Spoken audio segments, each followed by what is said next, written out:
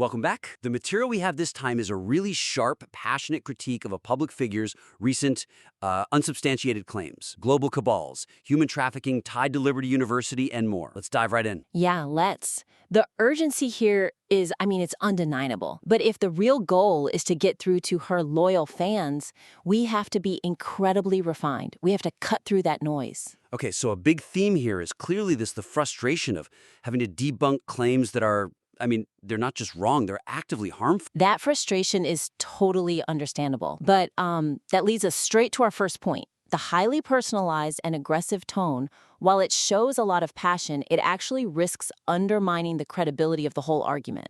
I can see how the writer got there, though. When you're dealing with accusations of murder and trafficking, your first reaction is just, outrage. The draft has these really charged insults like almighty dingbat. Right, and it mentions a vivid dream and consulting the dog, Alita. Yeah. And that style, it puts the writer's emotional reaction ahead of the actual analysis. That's a huge risk, especially when you're trying to convince people who are already skeptical. They get an instant out. They can just say, oh, this is just a personal attack, not a serious critique. And then they stop listening. But I wonder, if we strip out all that genuine outrage, the personal framing like the dream, don't we risk sounding too academic or cold? Doesn't the audience need some of that passion? That's a fair question. The goal isn't to remove the passion. It's to shift the focus.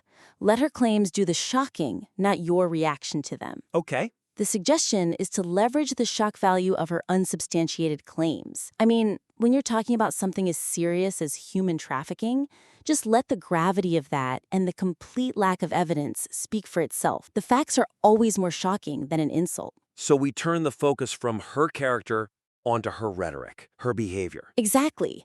For a concrete example, I'd reduce the reliance on things like that opening vivid dream.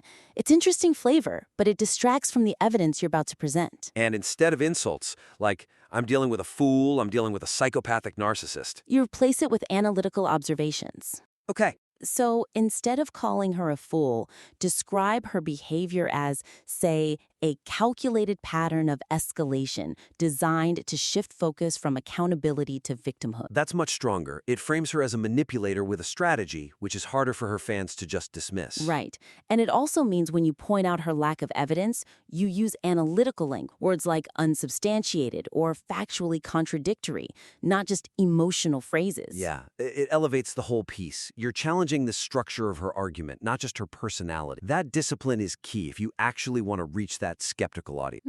All right, that makes perfect sense. So we've controlled the tone to build authority. Now let's talk about how to deploy that authority, because the facts right now are a bit scattered. They are, and that's the next big point. To really maximize the impact here, the material needs a much clearer structural hierarchy. You have to let the most damning pieces of evidence, like that Liberty University graph and the Zion Church accusation, really anchor the whole critique. Yeah, as it is now, it's pretty fragmented. It jumps from her being named an enemy by the Likud party to, the Megyn Kelly mediation? Then deep into the trafficking graph, and then over to the Zion Church in China. It's a scattergun approach. And it dilutes the force. The most serious stuff gets lost in the shuffle. Right. It's like throwing a bunch of darts at once instead of aiming one very sharp arrow. So the suggestion is to group related things into thematic clusters, build towards a climax. Which has to be the human trafficking claim. It has to be. You could start by consolidating all that commentary on external reactions, the Likud party, Tucker Carlson, Trump, into one opening segment. And focus it on dismantling her whole "they're trying to kill me" routine. Show it's a pattern of deflection. Exactly. You neutralize her defense from the start. Once you've done that, you can dedicate a distinct, uninterrupted section to the global Cabal conspiracy. And just stay there for a while. Stay there. Isolate and clearly present those forced connections she makes. Tyler Boyer, Cabot Phillips, all these people connected just because they went to Liberty University. If you hold that focus, the absurdity of linking attending college to human trafficking becomes undeniable. And to protect that focus, you need to cut way back on peripheral issues, like Megyn Kelly's role trying to mediate. Wait, why cut that part? It seems useful. It shows a specific moment where she was challenged in public. Isn't that good context? It's good context, but it's not primary evidence for debunking the trafficking claims. Think about the goal. Dwelling on a failed mediation shifts the focus away from her claims and onto her reactions. Ah, I see. It becomes a story about a feud. It does. And it actually supports her victim narrative. See, they tried to mediate, but the conspirators were just unreasonable. So you mention it briefly, but then you pivot right back to the graph. Exactly. Cut the play-by-play. It's a distraction from the core proof. The structure has to serve the most important evidence. Okay, so let's move to the evidence itself. This is where we can really shift from being defensive to, well, offensive. We have to. So the next key point is this. The critique will be so much stronger if it actively dissects the contextual flaws and logical contradictions within her own purported evidence. Don't just say proof is absent. So the weakness is that the writer asks, where is the evidence, which is good, but doesn't fully explain why the connections she's making are inherently absurd. Right. It's the difference between saying A is false and A is false because it contradicts B, which you also claim is true. The suggestion is to use her own examples to show the massive logical leap she requires from her audience. This is where we get into the wheat. Let's start with the Zion Church connection. Her claim is that intelligence agencies are infiltrating countries disguised as Christian groups. I mean, the logical gymnastics here are really something. The critique needs to hammer on the contextual absurdity of that claim. The source material itself says the Zion Church is an underground congregation. Right, operating outside the law because the Chinese government hates Christianity. So you leverage that contradiction. How can a church that is actively hunted and suppressed by an authoritarian state simultaneously be a massive, powerful trafficking hub for two Western intelligence agencies? It can't. It's like saying a fish is drowning. Exactly. Her own description of the church proves it can't possibly be what she claims it is. Highlighting that logical factor is so much more powerful than just saying there's no proof. The argument just writes itself. She's forced to claim the church is both fiercely persecuted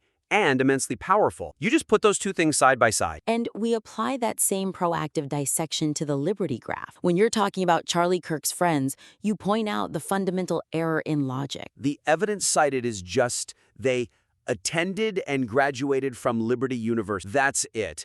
It's a common professional background, not evidence of a global cabal. But what if she just moves the goalposts and says that commonality is the proof? People who want to believe will just believe. Well, that's where you use her own admissions against her. You have to bring up Cabot Phillips. First he's accused, then she declares him in the clear, but he's still included in the cabal narrative. That's brilliant. You show the audience, using her own timeline, that the criteria for who is in this cabal is completely subjective. It's disposable. It exposes the entire thing as a conspiracy designed to absorb anyone with a vaguely similar background. Yes. And by proactively dismantling the logic behind her so-called evidence, the critique flips from a defensive, prove your claim, to an offensive, your own evidence disproves your claim.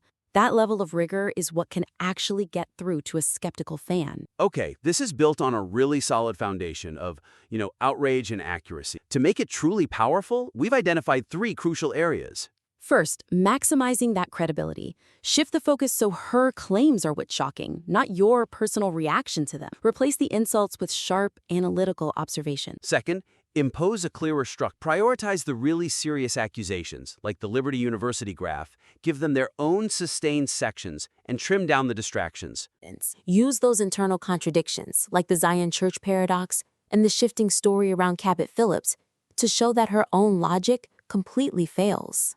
That commitment to a more rigorous, structured analysis is what will serve that goal of stopping her loyal fans and waking them up. The facts are there. They just need the discipline to really pierce that bubble. This is a powerful piece of work. These changes will make it a commanding one. We really look forward to seeing the refined version. Thank you for submitting your work, and please do send it back in again once you've had a chance to work on it. Until next time.